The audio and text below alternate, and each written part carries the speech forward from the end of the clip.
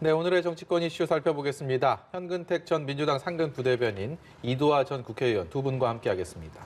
안녕하세요. 어서 오세요. 안녕하세요.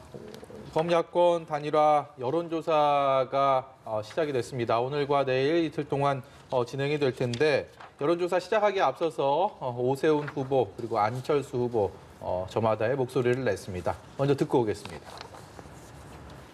내곡동 문제가 확산되고 있습니다. 새로운 사실이 더 밝혀지고 당시 이를 증언하는 사람이 나타나면 야권 후보가 사퇴한 상태에서 선거를 치를 수도 있습니다. 무결점 후보 안철수가 서울을 서울 시민의 손에, 대한민국 국민의 품으로 반드시 돌려드리겠습니다. 실체가 불분명한 야권 연대, 정권 교체를 외치는 신기루와 같은 후보로는 이번 서울시장 선거 끝까지 불안할 수밖에 없습니다. 능력과 경험이 검증된 후보, 실체가 있는 대체 불가한 후보가 나서야 합니다. 따뜻한 보수, 개혁적 보수를 주창하며 실용적 중도 우파의 가치를 지켜온 오세훈만이 문재인 정권에 분노하는 보수와 중도의 지지를 고루 받아 승리할 수 있는 후보입니다. 네, 이르면 내일 범야권의 서울시장 최종 후보가 결정이 됩니다. 두 후보의 목소리 듣고 왔는데 그야말로 자신감이 넘치기도 하고 또 상대방에 대한 경계심도 분명히 느껴집니다. 여론조사 결과 하나 보면서 두 분과 얘기를 시작하도록 하겠습니다. 지상파 3사가 어제 내놓은 여론조사 결과인데요. 적합도 경쟁력, 저 항목이 사실 그동안의 여론조사에 어떻게 포함을 시켜야 되는지를 놓고 굉장히 두 후보의 갈등의 대척점에 서 있었던 그 문항인데 둘 다 이렇게 막상막합니다. 그렇기 때문에 더 팽팽한 긴장감이 유지되고 있는 게 아닌가 싶은데 이두화 의원께서는 어떻게 보십니까? 예. 사실 이제 어제도 어떻게 이제 단일화가 될까 이런 논의가 있었는데요. 이제 서로 양보를 좀 하게 된 거죠. 그러니까 오세훈 후보가 이제 무선 전화 100%를 수용을 하면서 안철수 후보에게 조금 양보를 한 면이 있고요. 그다음에 또 사실 평일 여론조사를 하면 이 부분은 오세훈 후보에게 조금 유리할 거다 이런 얘기도 있습니다. 네. 그래서 이런 부분이 또 이루어진 거고 아까 말씀하신 것처럼 적합도랑 경쟁력을 어떻게 할 거냐, 뭐 적합도만 할 거냐, 경쟁력만 할 거냐, 그리고 여론조사 기관이 두 개인데 그럼 나누어서 할 거냐, 아니면 한 여론조사 기관 한 개에 두 개를 다 물어볼 거냐, 뭐 이 부분이 계속 이제 사실은 세부 사항인데 여기에 대해서 논의가 많았는데 적합도와 경쟁력을 뭐 각각 한 800 이렇게 다 각각 여론조사 기관에 모두 다 물어보는 걸로 했는데요. 네. 그러니까 서로가 일정 부분 오세훈 후보와 안철수 후보가 양보를 한 것 같습니다. 지금 이제 저희가 이제 선거 이제 앞뒀기 때문에 여론조사 인용하는 걸 조심해야 되죠, 그죠? 네. 근데 지금 방송 3사 여론조사 이제 결과가 나와 있는데 방송 3사 여론조사는 제가 알기로는 아마 출구조사 이런 거를 예측을 하기 때문에 한 지난주, 그러니까 3월 들어서서부터 방송 3사가 여론조사를 쭉 하고 있는 것 같습니다. 네. 그 추이를 넣기 위해서요. 근데 이 부분을 이번 주도 봐도 오차 범위 내에서 적합도와 경쟁력에서 이제 접전을 벌이고 예. 있는 거예요. 그래서 오차 범위 내기 때문에 이거를 사실 어떻게 말씀을 드리기가 어려운 것 같아요. 누가 유리하고 누가 불리하고. 네. 그래서 이 부분은 아까 말씀드린 것처럼 무선 전화, 평일 이런 부분은 어느 정도 말이 나오고 있는데 경쟁력과 적합도는 이제 서로 또 양보를 한 부분이 있기 때문에 가장 결정적인 요소 누가 더 유리할 거다 불리할 거다 이런 말은 하기 어려울 것 같습니다. 그래서 아마 오늘 여론조사를 시작하는 날 저렇게 사실은 날선 공격을 서로 하고 있는 거예요. 예. 날선 공격을 하고 있는데 그 안철수 후보가 얘기한 그 내곡동 이 부분은 지금 그 국민의힘 입장을 얘기를 들어보면 국민의힘에서는 내곡지구는 노무현 정부 셀프 지시로 밝혀졌다고 하면서 그 국민 임대주택 단지로 추진하고자 정부가 국책 사업으로 심의 의결한 문서가 이제 입수가 된 거예요, 국민의힘에. 이 부분을 얘기를 하면서 이 부분은 논란이 이제 별로 안 될 거다 얘기를 하고 있고요. 그리고 이제 오세훈 후보는 자기가 경험이 있으니까 첫날부터 시장을 잘할 수 있다. 보궐선거는 이제 그 정권 인수 기간이 없잖아요. 네. 바로 업무를 시작해야 되니까 그런 얘기를 하고 있는데 국민들한테는 시민들한테는 정권 견제론이 더욱더 중요하지 않을까 싶습니다. 예, 지금 뭐 초접전 양상을 보이고 있는 지금 이 시점에 어떤 요소가 좀 중요하게 작용을 할 거라고 보세요? 그러니까 지금 여론조사 보면은 보통은 아마 적합도 조사하면은 오세훈 후보가 좀 앞설 것이고 경쟁력 조사하면은 안철수 후보가 앞설 것이고 네. 이렇게 우리가 그동안 받아들였단 그렇죠. 말이죠. 근데 여론조사 결과는 꼭 그렇게 안 나오는 것 같아요. 예. 그러니까 지금 말씀하신 것처럼 사실은 저는 국민의힘 측이 시간 끌기에 약간 성공한 면이 있다고 봐요. 왜 그러냐면 유선을 주장했던 것도 좀 보수 연장자층, 노년층의 좀 지지를 받기 위한 것이고 네. 이게 주중으로 좀 어찌 보면 끌려고 했던 것도 주말에는 아무래도 젊은 사람들이 전화를 받을 텐데 주중에는 어쨌든 일하러 갔으니까 저 받기 예. 어렵잖아요. 그러다 보니까 아마 좀 결국은 평일에 조사를 하기 위해서 그동안 제가 보기에는 아마 뭐 그냥 그런 다른 핑계로 한 것 같은데요. 과연 이제 안철수 대표 같은 경우는 어쨌든 약간 중도라든지 젊은 사람들한테 지지를 받고 있는 편이고 오세훈 후보도 약간 중립적이지만 그래도 약간 뭐 당 지지를 믿고 있기 때문에 과연 얼마나 이 국민의힘 당원이나 이런 사람들이 질의를 응답하는가 이런 것도 변수가 될 것 같고요. 근데 네. 일각에서 무슨 민주당 지지자들이 뭐 안철수 후보를 지지한다든지 그렇게 선택하는 것 같은데 제가 보기엔 그럴 가능성은 별로 없는 것 같아요. 그러니까 아마 민주당 지지자들은 아마 이 전화 오면 거의 끊어버릴 겁니다. 예, 아마. 이른바 관심 없다 역선택은 이렇게 없다. 예. 선택은 없는 것 같아서 예. 저는 예. 아마 그냥 뚜껑 까봐야 알 것 같다. 솔직하게 말씀드렸습니다. 이 박영선 민주당 후보 입장에서는 참 오랜 시간 맞상대를 지금 기다리고 있는 상황입니다. 본인은 이제 공약들 내놓으면서 정책 행보하고 있는데 상대가 정해지지 않다 보니까 전략을 세우는 것도 사실 이렇게 마땅치는 않을 것 같은데 바야흐로 이제 그 시간이 임박해 온 상황입니다. 그래서 같은 기관에서 여론조사 결과 한 게 또 있어서 두 후보 과연 박영선 후보 입장에서는 어떻게 보일까라는 여론조사 결과를 보면 불과 몇 주 전과는 네. 좀 추이가 좀 달라 보입니다. 오차 범위 밖으로 벌어져 있는 게 한눈으로 봐도 보이는데 글쎄요, 박영선 후보 입장에서는 지금 저 여론조사 결과를 어떻게 보고 있을까요? 민주당 입장에서는 아마 오세훈 후보보다는 안철수 후보가 좀 편한 면이 있습니다. 아시다시피 아마 박영선 후보는 토론이라든지 말을 잘하죠. 그러니까 안철수 대표가 그동안 뭐 토론 어쩐지 모르겠습니다만 금태섭 후보 할 때나 오세훈 후보 할 때는 사실은 많이 나오지는 않았어요. 어찌 보면 막 치열하게 다투지는 않았거든요. 근데 본선에서 토론회는 방송뿐만 아니라 선관위에서 하게 돼 있거든요. 예. 필수적으로 하게 돼 있는 걸 하게 돼 있습니다. 그러니까 토론을 많이 할 수밖에 없어요. 그리고 치열하게 붙을 거거든요. 그렇다 그러면 이런 토론의 문제도 있고 그다음에 아마 안철수 후보가 만약에 됐을 때 국민의힘 측에서 특히 이제 김종인 비대위원장하고 어찌보면 감정 싸움을 많이 했잖아요. 뭐 정신 나간 사람 뭐 상황 이러면서. 그러면 이게 화학적 결합이 쉽지 않다. 예. 또 법적인 시한도 많습니다. 상대당 물론 지원해 줄 수는 있지만 그래도 뭐 완전히 뭐 같은 당내처럼 하지는 않아요. 예. 그러면 제가 봤을 때 민주당 입장에서는 오세훈 후보보다는 안철수 후보가 되는 게 조금 더 선거하기는 훨씬 수월하지 않겠느냐라고 보고 있습니다. 예, 박영선 후보 입장에서는 안철수 후보가 좀 더 수월하다는 입장이신데 어떻게 좀 생각하세요? 사실 이제 역선택이 없을 거라고 하셨는데 민주당 지지자들은 다 끊을 거다 이렇게 생각 예. 말씀하셨는데 예. 또 지금은 이제 안철수 후보가 수월할 거라면 또 민주당 지지자들이 역선택을 할까 봐 또 이제 여기에서는 걱정을 해야 되는 입장일 텐데요. 근데 사실 지금 아까도 뭐 현 변호사님도 말씀하셨지만 오세훈 후보가 올라가는 추세는 추세인 것 같아요. 네. 올라가는 추세는 추세인데 지금은 뭐 오차 범위 내니까 경쟁력 적합도 내지는 또 이렇게 양자 대결에 있어서도 누가 더 우위다라고 명확하게 말씀드리긴 좀 어려운데요. 이제 오세훈 후보가 당의 후보로 되고 나서 일정 부분 올라오는 추세는 확실한 것 같아요. 어디까지 올라갈지는 저희가 알 수는 없지만 예. 근데 사실은 뭐 여러 가지 국민의힘에서는 조직력이 국민의당 안철수 후보보다는 좀 더 강하겠죠. 그렇지만 박영선 후보 더불어민주당보다는 훨씬 사실은 국민의힘이 서울시에 있는 조직이 거의 와해되다시피 했어요. 그러니까 뭐 구청장도 25명 중에 24명이 더불어민주당이고 그다음에 또 뿐만 아니라 서울시 의회 의원의 이제 숫자가 109명인데 재적은 110명이지만 그중에 101명이 더불어민주당이죠. 그러니까 네. 조직 보궐선거는 조직선거라고 하는데 그런 입장에서도 야당은 사실은 녹록치가 않아요. 국민의힘의 그 오세훈 후보가 단일화가 되더라도 녹록치가 않아서 그래서 정권 심판론에 정권 견제론에 기대는 면이 아까도 제가 크다고 말씀을 드렸는데요.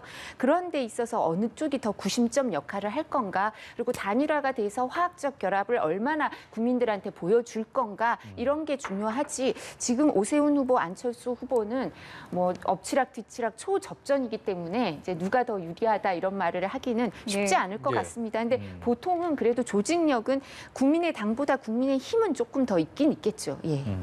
자, 그럼 저희가 여기서 모든 후보를 대상으로 한 다자구도 조사 결과도 한번 살펴보도록 하겠습니다.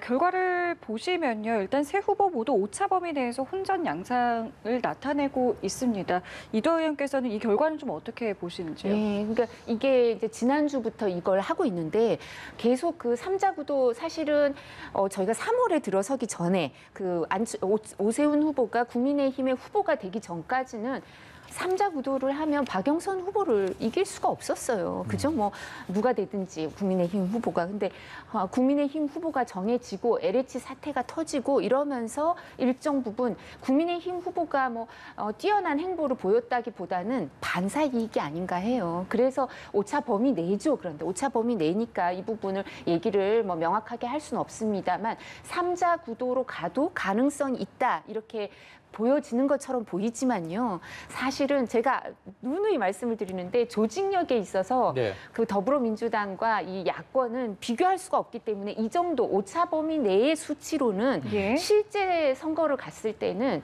이게 표차가 이길 수 있다고 보장을 절대 못 하거든요. 예. 그리고 학습 효과가 있어서 이제 아마 시민들도 이 부분을 알고 있어서 이게 오차 범위 내로 삼자 구도에서도 오세훈 후보가 유리하다 하더라도 범야권이 단일화되지 않으면 반드시 필패할 거다. 예. 그 부분은 다들 아시지 않을까 싶습니다. 네. 저 삼자구도는 사실 민주당에서는 좀 바라는 모양새긴 하지만 현재 상황을 고려했을 때 실현 가능성은 그렇게 높지는 않아 보입니다. 여론조사가 두 후보 간에 이제 들어갔기 때문에 그렇다면 과연 단일화가 오세훈 후보나 안철수 후보 한 명으로 단일화가 됐을 때 앞서서도 이 화학적 결합을 이도하 의원이 잠시 언급을 하셨는데 과연 이게 정말 힘을 합쳐서 범야권이 단합을 해서 과연 여권에 맞설 수 있게 되느냐 남은 한 보름여 동안 이 부분이 또 하나의 관건일 텐데 현근택 부영사는 어떻게 보세요? 제가 보기에는 오늘 아마 안철수 후보가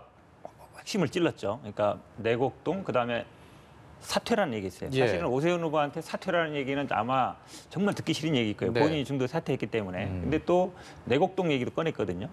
어찌 보면 이제 아픈 두 곳을 찌른 건데, 그러니까 그런 얘기 때문에 아마 오전에 뭐 만나기로 했다가 다시 연기했다는 얘기가 들린 거 보면 이 얘기를 들었을 때 굉장히 이제 불쾌했다 그럽니다. 아마 그런데 김종인 비대위원장하고 안철수 대표도 굉장히 거친 언사를 주고받았잖아요. 예. 과연 물론 뭐 풀겠다고는 하는데 과연 제대로 풀릴 수 있을까? 그래서 저는 아마 안철수 대표가 됐을 때는 국민의힘에서 얼마나 지원을 할지 예. 그게 제가 보기엔 뭐 굉장히 쉽지 않은 상황일 것 같고요. 근데 오세훈 후보가 됐을 때는 사실 안철수 후보는 거의 단기 필마잖아요. 예. 뭐 조직이나 뭐 크지 않으니까 그냥 혼자 가서 그냥 하면 되는 거거든요. 그러니까 안철수 대표가 됐을 때 과연 김종인 비대위원장이나 아니면 오세훈 후보가 얼마나 과연 도와주겠느냐 이 부분이 제가 보기엔 조금 의문이 남을 것 같고요. 근데 예. 지금 흘러가는 추세로 보면은 뭐 팽팽하지만 근데 그러니까 안철수 대표가 원래는 앞서다가 이제 오세훈 후보가 추월한 상황이지만 근데 이 단일화 협상 국면에서는 약간 저는 안철수 대표가 주도했다고 봐요. 왜냐하면 양보하는 것도 먼저 기자회견 몇 번 했거든요. 네. 그다음에 오늘도 보면 딱 여론조사하는 시점에 이걸 딱 던졌거든요. 그러니까 지난번에 이제 합당 얘기도 어찌 보면 본인으로서는 승부를 던진 거예요. 그러니까 그런 면에서 보면은 저는 아마 이 정치력이라든지 아니면 이런 면에서는 조금 더 오세훈 후보보다는 나은 것 같다. 그러니까 오세훈 후보는 어찌 보면 본인이 결정해도 또 김종인 비대위원장이 가서 그거 아닌데 이래버리니까 예. 약간 어찌 보면 모양이 빠지는 거거든요. 네. 기본적으로 선거 국면에는 후보자 말이 거의 법이 돼야 돼요. 근데 그렇지 않았거든요. 그런 면에서 본다 그러면 약간 안철수 대표가 이 단일화 국면을 주도한 게 아닌가 이렇게 네. 평가해보고 있습니다. 현근택 대변인의 그 말씀들이 은연중에 안철수 후보 쪽에 조금 더 힘을 실어주는 그런 뉘앙스가 느껴집니다. 예. 근데 사실 이제 어느 후보든 지금 단일화가 되면 후보 중심으로 확 쏠려요, 당이. 예. 그러니까 어느 당이든. 그러니까 후보 중심이 될 수밖에 없고요. 이제 오세훈 후보가 된다고 한다면, 단일화가 된다고 하면 김종인 위원장의 힘은 빠지죠. 이제 후보 중심으로 쏠리고요. 안철수 후보가 된다고 하더라도 이 대의 명분, 이제 야권에서는 대의 명분이 있는 거죠. 예. 정권 견제를 해야 된다. 서울하고 부산하고 이렇게 된 것도 사실은 2018년 돼서 시의회부터 거의 이제 부산도 47명 중에 41명인가가 시의회 의원이 그 민주당이 됐어요. 그렇게 되면서 이게 견제가 안 된 거 아니냐, 네. 비판이나 이런 게 감독이 안 돼서 이런 그 뭐 오거돈 시장의 성범죄 때문에 부산도 그렇게 된 거 아닙니까? 선거를 새로 하게 되고 이런 문제가 빚어진 거 아니냐. 그러니까 정권 견제론이 반드시 작동돼야 된다, 이런 게 강하기 때문에 대의 명분이 있기 때문에요. 감정이 상할 언사가 있었다는 건 저도 인정해요. 근데 그분들은 제가 느끼기에는 그 전부터도 뭐 그렇게 사이가 좋지는 않았어요. 이 일로 감정이 더 상해서 이 일 때문에 뭐 이렇게 계기로 갈라졌다, 이게 아니고 원래도 감정이 안 좋았기 때문에 그런 발언이 나오는 분들이 좀 일부 있는 거고, 그리고 몇 명이 그런 거지 사실은 대부분의 당원들이나 뭐 아니면 시민들이나 이렇게 봤을 때 야당을 지지하는 분들은 정권 견제론이지, 이게 화학적 결합을 하지 못하고 삐걱거리는 모습을 보인다 이러면 뭐 시민들한테 회초리를 맞겠죠. 예. 그러니까 이런 부분을 명확히 인식하고 있고, 이분들도 꽃길만 걸어온 게 아니라 오세훈 후보, 안철수 후보 다 어느 정도 일정 시기에서 이제 어려운 시기를 겪었어요. 그죠? 어려운 시기를 겪으면서 이제 고난을 겪으면서 좀 성장하게 된 계기가 있지 않나. 그래서 정치를 하려면 어떻게 해야 되는지 본인들도 여러 가지 생각을 하셨을 거라고 생각하고요. 화학적 결합, 그 승리를 위해서 나아가지 않으면 본인들의 장래도 이제 없는 거죠. 특히 패자가 어떤 모습을 보이느냐가 너무 중요할 겁니다. 예.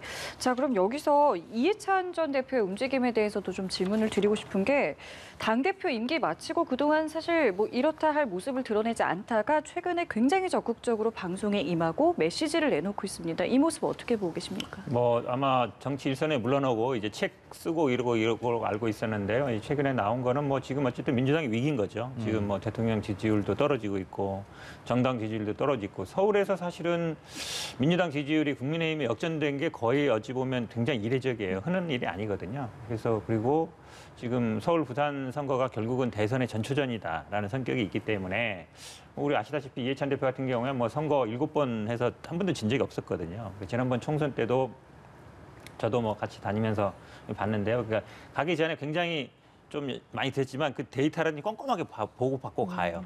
그 여론조사 기관이라든지 어느 지역을 방문할 때 미리 다 알고 가시더라고요. 그러니까 그만큼 이제 성격이 꼼꼼한데, 저는 아마 지금 여론조사 보면은 굉장히 우리 당이 밀리고 있고 양자 대결에서 안 될 것 같으니까, 네. 이게 어찌 보면 2010년 선거를 많이 얘기해요. 2010년 오세훈 안철수 했을 때도 여론조사 20%까지 뒤졌거든요. 근데 실제로 그 개표를 해보니까 0.6%밖에 차이가 안 났어요. 근데 그때도 많은 분들이 아유 안 될 것 같아 이래가지고 적극적으로 선거운동도 안 하고 막 이랬거든요. 네. 그런 거에 대해서 좀 경각신문도 일깨우고, 아마 저는 아마 내부적인 뭐 여론조사 보고도 좀 받을 걸로 알고 있는데, 그런 때 봤을 때 본인이 봤을 땐 그렇지 않다. 예. 이 지금 밖의 여론조사와 실제는 좀 다를 수 있다. 그래서 우리가 2010년 경험도 있기 때문에 예. 포기하면 안 된다. 그리고 선거운동 더 열심히 해라. 지지자들도 어쨌든 뭐 아는 사람들한테 전화도 하고 더 열심히 해라. 이런 어떤 독려의 의미도 있다고 보고 있습니다. 예. 이러한 움직임이 글쎄요, 분위기 반등에 좀 도움이 될 거라고 보시는지요? 재보선 뭐 서울은 거의 다 이긴 것 같다 이렇게 말씀을 하셨죠, 그죠? 이해찬 전 당대표가.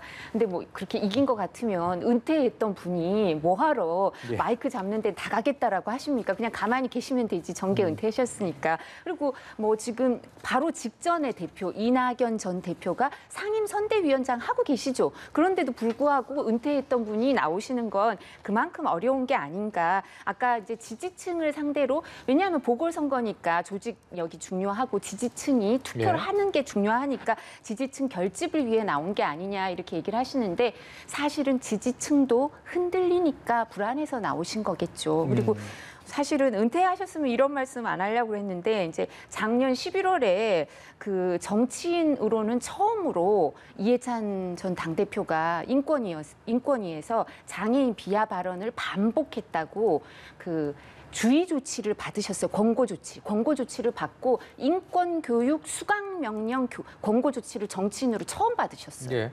그러니까 당대표 출신으로는 처음이죠. 민주당 당대표 출신. 사실은 인권 감수성이 낮다고 인권위에서 인정한 거죠. 국가인권위원회에서. 그 인권 교육은 다 수강하고 나오셨는지 모르겠어요. 예. 왜냐면요.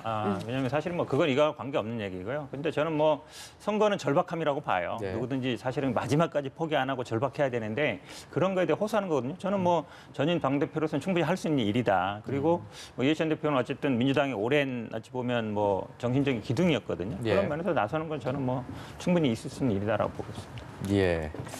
네, 두 분께 제가 한 1분 30초 정도씩 마지막 질문을 좀 답변할 수 있는 시간을 드릴 수 있을 것 같은데 한명숙 전 총리 재판의 모해 위증 교사 사건 이거와 관련해서 지난주에 박범계 법무장관이 수사 지휘를 했단 말입니다. 근데 검찰에서 조남관 차장검사 대검차장을 축으로 한 검찰에서 회의 결과 거기에 대해서 불기소 결정을 했고 오늘 조금 전에 박범계 장관이 그냥 융함을 표명을 했습니다. 그리고 검찰에 대해서 부적절하단 수사 관행이라고 얘기를 하면서 특별 점검을 착수하라라는 지시를 내렸는데 이 사안에 대해서 두 분께 한 1분 30초 정도 네. 어떻게 보셨는지 답변 기회를 드리도록 기본적으로 하겠습니다. 이게 언론에서요, 이거 아마 한명숙 살리기, 그러니까 결국은 아마 모해위증죄 처벌을 시켜가지고 그걸 근거로 해서 이제 재심을 해서 무죄 만들려고 하는 게 아니냐, 예. 이게 그동안 이제 언론의 프레임인데요. 그게 아닙니다, 사실은. 포커스가 한명숙 살리기가 아니라 잘못된 수사 관행을 고쳐야 된다. 근데 이게 핵심적인 게 뭐냐면 검찰에서는 돈을 줬다고 했는데 한만호 씨가. 근데 1심 법원에서는 뒤집었거든요. 그래서 네. 무죄가 났어요. 그 다음부터 이제 재소자들을 계속 불러내서 증을 연습시키고 뭐 몇십 차례 불러가지고 뭐 밥도 사주고 또 뭐 가족하고 전화도 하고 이렇게 회유하면서 결국은 증을 이끌어낸 거거든요. 네. 그렇게 해야 되느냐? 원래 사실은 공판으로 넘어가면 그 다음에는 이제 법원의 시간이에요. 다시 뭐 그 사람들을 소환해가지고 수사하는 게 원래는 안 되는 겁니다. 근데도 불구하고 이번에도 드러났죠. 그때 당시 어찌 보면 수사했던 검사들이 갑자기 참여하게 됐고 네. 이 내용이 어찌 보면 한 10분 만에 바로 이제 언론에 10대 2대 2라는 게 알려졌잖아요. 이런 게 어쨌든 안 바뀌고 있다는 거예요. 기본적으로 검찰의 문화라는 게 안 바뀌고 있어서 이번 기회에 그러면 그렇게 사실은 공판 중심주의라는 건 그냥 법정에서 하면 돼요. 근데 그 진술을 바꿨다고 해서 다른 사람들을 회유해가지고 진술을 뒤집은다.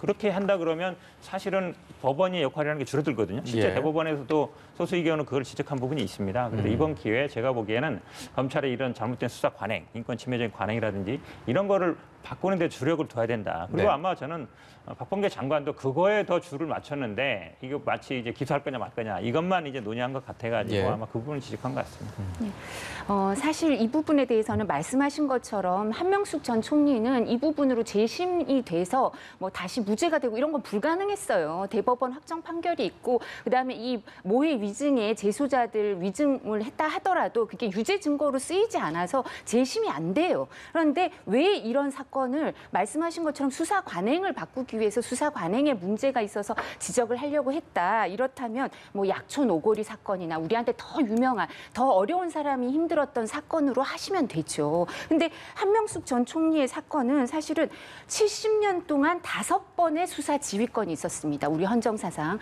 근데 이 5번의 수사 지휘 중에 2번이 한명숙 전 총리 모해 위증이에요. 그러니까 네. 이해가 안 되는 거예요. 이게 이 정도로 중요한 사건인가? 그리고 지금 말씀하신 것처럼 이 그 모해 위증에 대해서 추미애 전 장관도 합동 감찰 수사 지휘를 했었는데 그때 대검하고 서울중앙지검 이성윤 검사장입니다. 합동 조사하고 무혐의 보고를 했어요. 근데 또 박범계 장관이 그거 못 믿겠다고 또 수사 지휘하고 또 합동 감찰을 하니까 아, 서로 이렇게 못 믿는구나. 추미애 장관이 한 것도 못 믿고 이성윤 중앙지검장의 결과도 못 믿는구나 이런 생각이 드는 거고요. 그다음에 뿐만 아니라 이제 그 박범계 장관이 얘기하는 건 논의 결과가 회의 직후에 특정 언론에 유출된 거 이것도 합동 감찰하겠다고 네. 하는데 그렇다면 그게 뭐 회의 결과에 영향을 안 미쳐요. 회의 끝나고 나서 한 거니까. 그리고 그렇다면 이민정 검사가 예. 그 대법원 판례에 따르면 업무상 기밀 누설죄가 되는 직무 절차 내용과 과정을 SNS에 다 공개해서 지금 시민단체가 고발한 사건이 있는데 그것도 감찰해야죠. 왜 그 예. 얘기는 안 하시죠? 거죠? 그 네. 이해가 안 되더라고요. 네, 두 분 법조인으로서 또 본인의 소신을 말씀해 주셨는데 굉장히 엇갈리고 뜨겁네요. 예, 오늘 말씀 여기까지 듣도록 하겠습니다. 지금까지 현근택 전 민주당 상근 부대변인, 이두하 전 국회의원이었습니다. 고맙습니다. 감사합니다.